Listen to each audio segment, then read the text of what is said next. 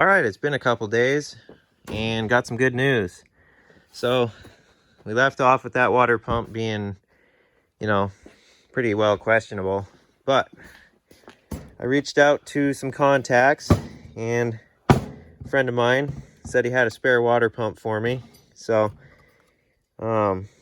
he was nice enough to drive through town and drop it off to me, which I really appreciate that.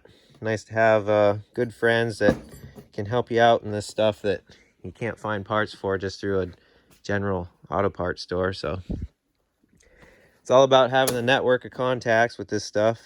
So anyways, he had this water pump and it looks really good inside. You probably can't see on camera, but it turns good, feels good, a lot better than mine. So yeah, that's awesome. He took my water pump. He's going to try and rebuild it, which, I'm not set up to do all that. So, hey, hopefully he can save it and have good luck with it. But anyways, we're going to dive right in, buff that surface clean again, and then get this surface cleaned up. And then I'll use the new gasket out of the rebuild kit that I got for the other pump. Use the new gasket. Of course, buff this all up. Slap some of the good stuff on it. And slap it back together. Get the fan, belt, and pulley stuff all good again. And then we'll run the truck. Find out where that miss is. Whether it be a plug or a wire or point's not opening on one lobe or something like that.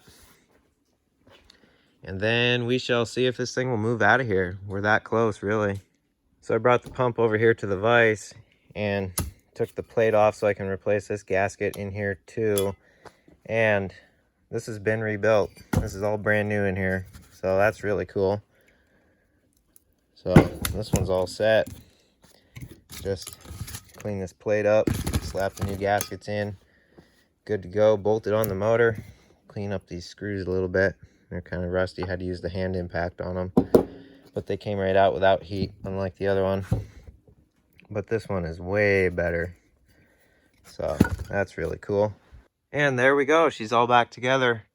Everything went smooth. New water pumps in. Everything's tight. Belt's tight, ready to go. Hoses are back together.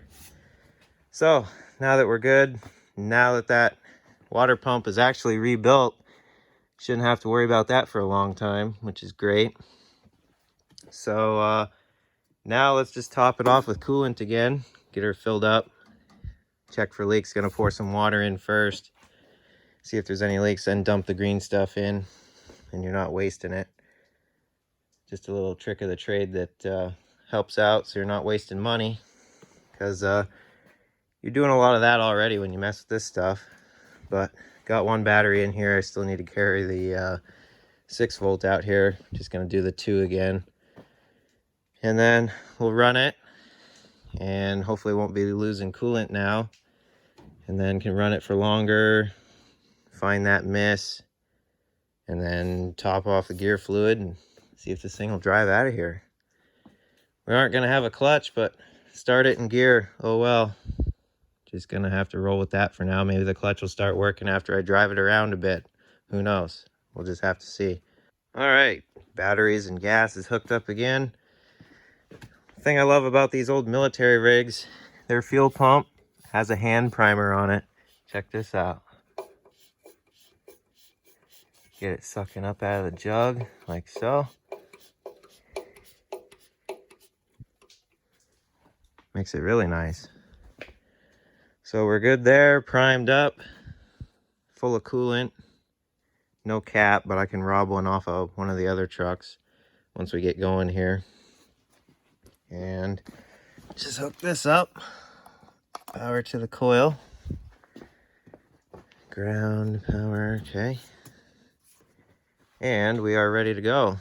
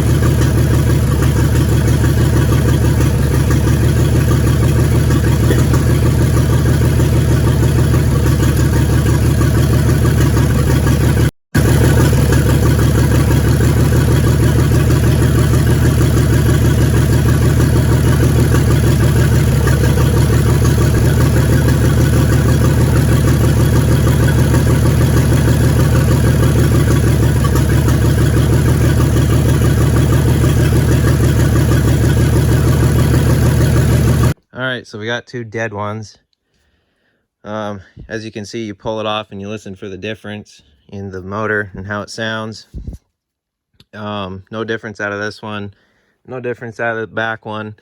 And you probably saw me taking my screwdriver, sticking it into here and seeing if it was sparking. And this one sparks, and so does this one. So it's not an issue in here. It is either the plugs or we got low compression on that cylinder and that cylinder. Henceforth, why we're not getting any fire on either or. So, let me take these plugs out and we'll see if they spark. And if not, we'll change them out. And if they do spark, we'll run a compression check on both those cylinders and see what the deal is. All right, so testing these plugs, rather than screwing around and using this electrical system to test them, what I did, if we go out here, got my sled out here. I took my spark plug out so it's easy to pull over, and here's the plugs out of the truck. Ground them down there in the head, and they spark. Both of them do. So I just use this to check them, and they both spark, so it's not those. All right, got the compression tester in this one. We've got no ignition hooked up, so we're just gonna let it crank, and we'll see what we get out of this. I can't remember if I put oil down the cylinders on this motor. I'll have to watch back on the video I made on getting this running on the floor.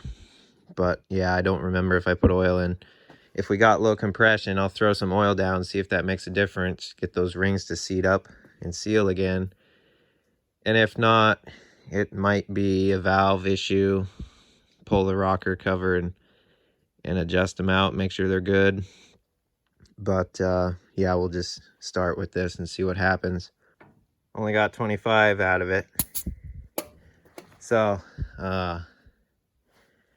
let's check the other one, and then we'll go back to this one with oil down it and see if we get anything different. Interesting. We got a little over 100 out of that one. So we are sparking through the wire. So maybe it was firing. I just couldn't tell the difference by ear. So we're on to this one still. I would say this one's fine. So we'll switch back to this one and put some oil down it. No difference out of that one. Still got the same 25, even with a bunch of oil in there. So I guess get this fuel line out of the way, pull the rocker cover off real quick, and check the valves, see what they're at, see if they're loose. And yeah, go from there. Well, everything seems good adjustment wise. I rolled it over by hand, watched the travel, and everything looks fine. So not sure what the deal is. I guess just slap it together and run it. It's gonna be a straight 5 instead of a straight 6 for right now. Who knows, maybe it'll come out of it with some run time. Never know, sometimes they'll do that. But yeah, we'll run it, get it good and warm now that it can hold coolant. I don't see any leaks, so we're good there. Run it and see how it does.